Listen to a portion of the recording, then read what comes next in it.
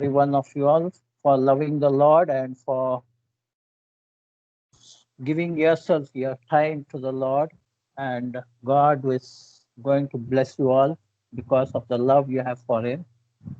And let's look to the Lord in the word of prayer. Loving Heavenly Father, we thank you for bringing all of us together once again, Lord. We know, Lord, that we have all come to listen to you. And I've been an unworthy person, but I have surrendered myself into your hands, and I'm a responsible tool, an instrument in your hands, and you use me. We thank you for all that you put in my mind and to be shared to everybody, knowing fully well that what you have spoken is for me first.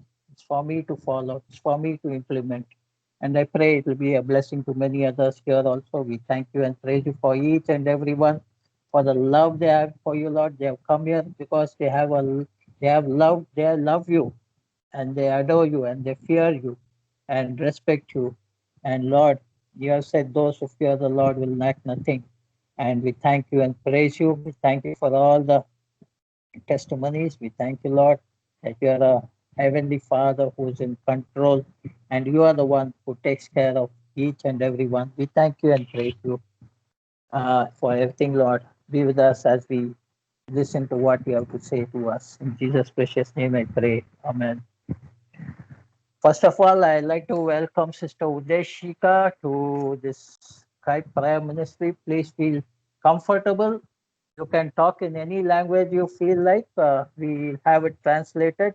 Sinhala is welcome, and Hindi is welcome, and any language, Tamil, anything we are comfortable in. And don't worry about mistakes. We love mistakes. So we welcome you. Uh, feel at home and be blessed.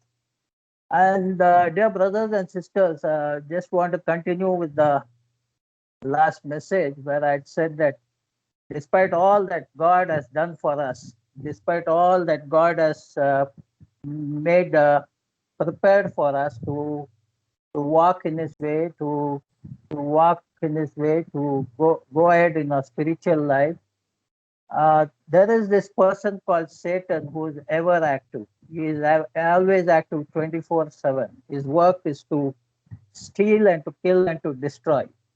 So we have to be aware of the tricks he plays, no tricks and tactics and the games he plays to make us fall.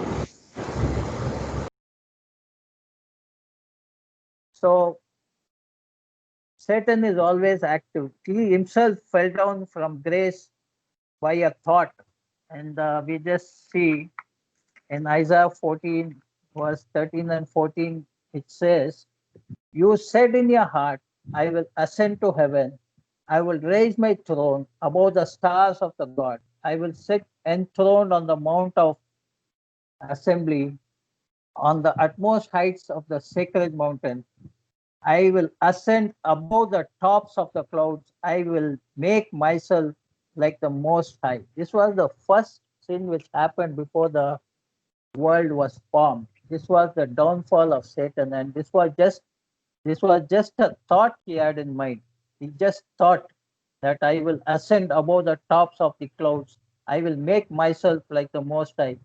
This thought, this attitude, this feeling which he got, which he called pride, this was the first sin. Even Ezekiel chapter 28, verse 17, it says, your heart became proud on account of your beauty, etc., etc. So it's just there are so many things which can bring our downfall, which can make us defeated by just even if we are sitting in our corner and this the Satan, he activates our mind in such a way with all the negative things that we will be falling down. So that is why it's essential for us. I said we'll study one by one all the tactics he is using. So the first one point I would like to mention here is after that first sin of pride, which was by Satan, and after the downfall of Satan, after that the world was created, and then once the world was created, then the then Satan tempted Eve, and then that was the downfall of man. So it's very easy for us, for all of us, to point and blame Eve and Adam for the sin they did.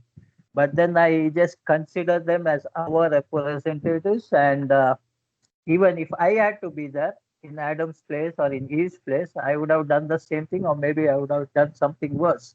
Likewise, even uh, we we blame the people who crucified the Lord Jesus Christ, and everywhere it says the Lord Jesus Christ died for us. So the people who crucified Jesus were our representatives. We were the people who were there who crucified Jesus. So there's no point blaming them, and because we were part of them. And even if we had to be there during those days when Jesus was being crucified, we would have taken an active part in that. I'm sure about that, at least for me. Okay, so pride is a thought. It's just an attitude, or it's just a behavior. In the dictionary, it says it's a sense of deep satisfaction over an achievement. This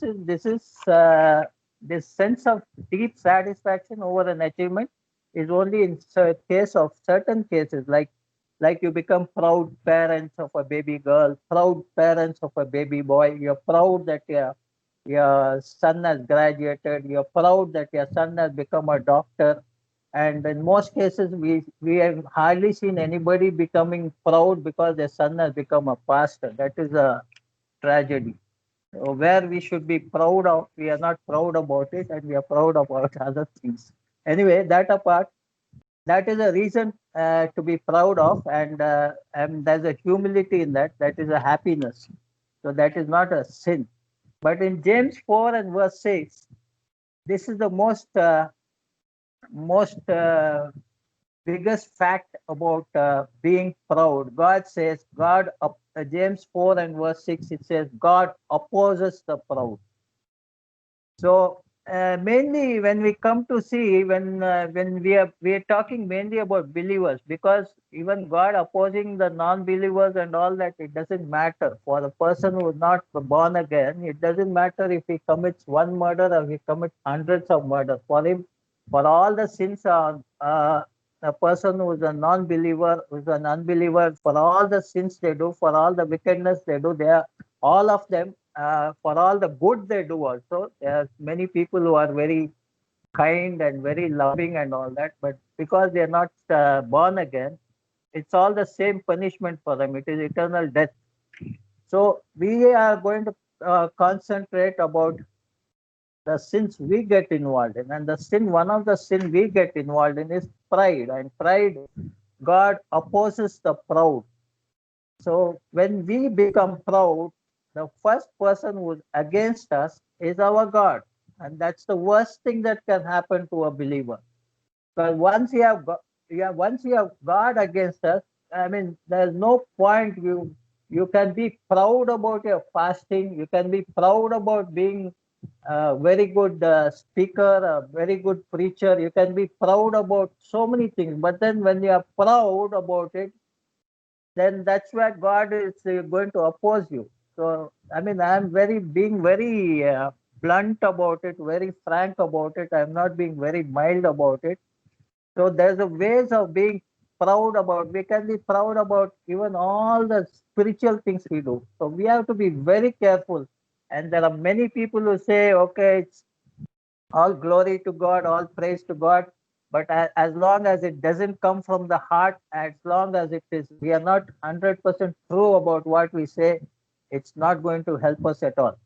There are many, many verses about pride, and I'm just going to go through few of them, and pride and all the disaster they are associated with, and all the disaster, the consequences of pride. Proverbs 16 and verse 18, it says, pride goes before destruction, and a haughty spirit goes before a fall. And Proverbs 11 verse 12, it says, when pride comes, then comes disgrace, but with the humble is wisdom. So we go on to 1 John chapter 2 verse 16. For all that is in the world, the desires of the flesh, the desires of eyes, and the and pride in possessions is not from the Father, but is from the world. So all that we have, the desires of the world, desires of the flesh, desires of the eye, and pride in possessions is not from the Father, but is from the world. So we have to be very careful to. It's not that we should not have possessions. We should have possessions, but we should not give them any importance. It is all, we have to consider them as blessings from God, and we have to be thankful for it and say, God, this is what you have blessed me with. I'm thankful for that.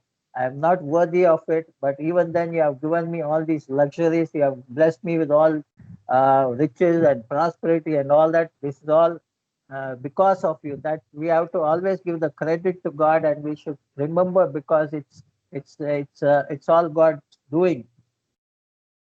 So we see that God doesn't tolerate pride. Not only tolerate, there is a lot of unpleasant consequences for the proud.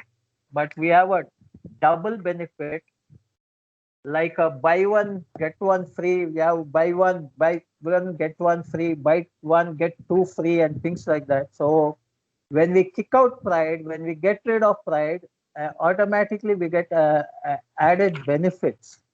So how do we flush out pride? The moment we realize the dangers and disaster of pride, the moment we do not want to give place to this sin, because this is one sin where God is going to stand against us, and there's that nothing can be worse than having, having God as our enemy, or God as one who is going to be against us. So this is one of the deadliest sin, and we have to be very careful to get rid of this pride. So, uh, how do we get rid of pride? To get rid of pride, we have to let humility inside. And all this is point number one, basically, because God has given us the Holy Spirit, the Comforter. He is the one who helps us in doing all this. He is the one who helps us to realize the sin we do. He is the one who helps us to realize the problem, and He is the one who helps us to rectify the problem. So, all glory to God, and thank God, because He has given us the Holy Spirit to help us. But despite that, we have to listen to the Holy Spirit, and we have to work along with that. So we have to coordinate, we have to work along. So it's not that, we can say that, okay, this pride is coming in and the Holy Spirit will take care of it, and this problem is coming in, this sin is coming in, it's the Holy Spirit's job to get rid of it. No, the Holy Spirit is our guide, is our counselor. It is for us to act, and it is for us to do. So humility is the antidote for pride. Humility pushes pride out. Humbleness. Jesus was humble to the core. 100%. We'll see that in the end, how he was humble, and how he instructed us to. How he told us that we could also master this humility and get rid of pride. We see many people around us who are humble. First, I'm going to list out the consequences of pride again. Pride causes disgrace. Pride causes destruction. Pride, pride causes fall. Pride will make you low. God hates pride and arrogance and the way of evil and perverted speech. As already said, God opposes the proud. Nothing can be worse than this. God opposes the proud. Proverbs 16 and verse 15, it says, everyone who is arrogant in heart is an abomination to the Lord. Everyone who is arrogant in heart is an abomination to the Lord. It doesn't matter about the wicked people. It doesn't matter about the people who are not born again, because for them, it's all one consequence. But when some born again person is arrogant in heart, it's an abomination to the Lord. It's a bad thing for the Lord. Be assured he will not go unpunished. That's what Proverbs 16:15 says. But then we have grace, we have the umpteen number of chances God has given us to fall down on our knees and ask for forgiveness and be washed by his blood and be cleansed. That is always there. So, but then we have to use it. To use it, we have to realize our fault. We have to realize our folly and set it right. In Psalms 10 and verse 4, it says, pride makes a wicked person say, there is no God.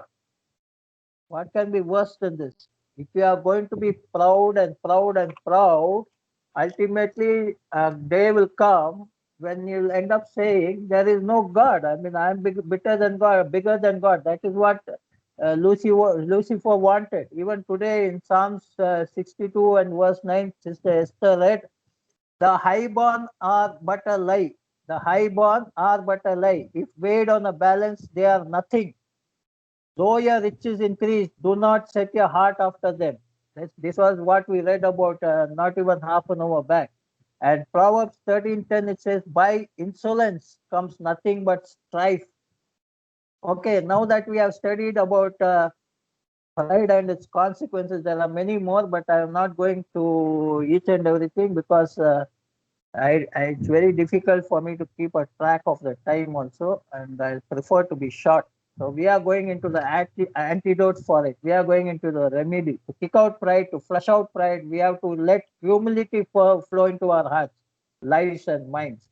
Humbleness or humility is the quality of having a modest or low view of one's importance. We have to get rid of that I, that word I, which we keep using. Once we get rid of that I and we say God, it's all God's doing, it's all we start giving the credit to God for everything and get rid of the I, 90% of the problem is over. This is the I, which is the root cause, which leads into pride. So humbleness, humility, this too is a feeling or a state of mind or an attitude, but never takes credit for any achievement. Humbleness, humility never takes credit for any achievement. Let's see what the scripture says are the rewards for humility. For us born again children of God, it is the Holy Spirit. Again, I'm emphasizing it's the Holy Spirit who helps us in everything. Jesus said in Matthew 5:5, blessed are the meek, for they will inherit the earth. If you want to conquer the earth, if you want to possess the earth, if you want to earn or own the earth, you have to be meek. Meek is be humble, humility. In 1 Peter 5:7, it says, humble yourself under God's mighty hand so that he will lift you up in his own good time. See, if you have been humble and humble and humble, like Brother Edwin was saying, they waited on the Lord for years together. And they were waiting in humility. So God's mighty hand lifted them up. And once God's mighty hand lifts them up, it's going to lift them up and set them up on a rock, and there's no turning back. They keep going. They keep going. So it's we keep in humble humility. We keep waiting on the Lord. So that's one thing. And it says in Colossians 3 verse 12 to 14, it says, therefore, as God's chosen people, holy and dearly loved, clothe yourself with compassion, kindness, humility, gentleness, and patience. Bear with each other and forgive whatever grievances you may have against one another. Forgive as the Lord forgave you. And over all these virtues, put on love, which binds them all together in perfect unity. So, like a lot of people have a lot of things they follow in life. People who go to the gym, there are people who go to the gym every day for 1 hour for workout. There are people who go for regular exercises. There are people who go and prefer to do some transcendental meditation and things like yoga and all that. This Colossians chapter 3 and verse 12 to 14, this is it should be our mantra, it should be the believers regime for his daily spiritual exercise.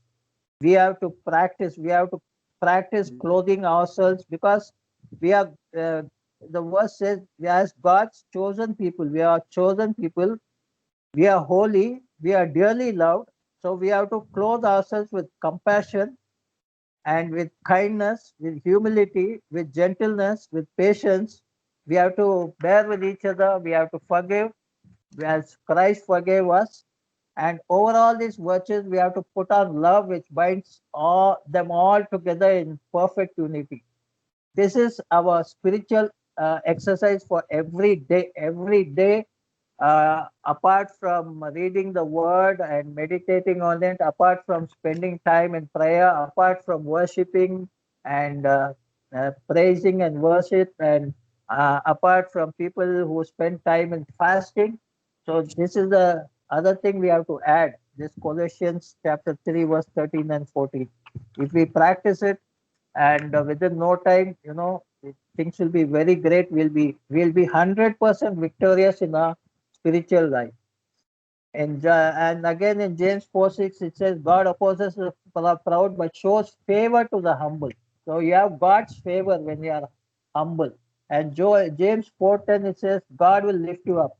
And the verse of this season, this pandemic, so many millions of people have preached this verse. Second Chronicles 7:14.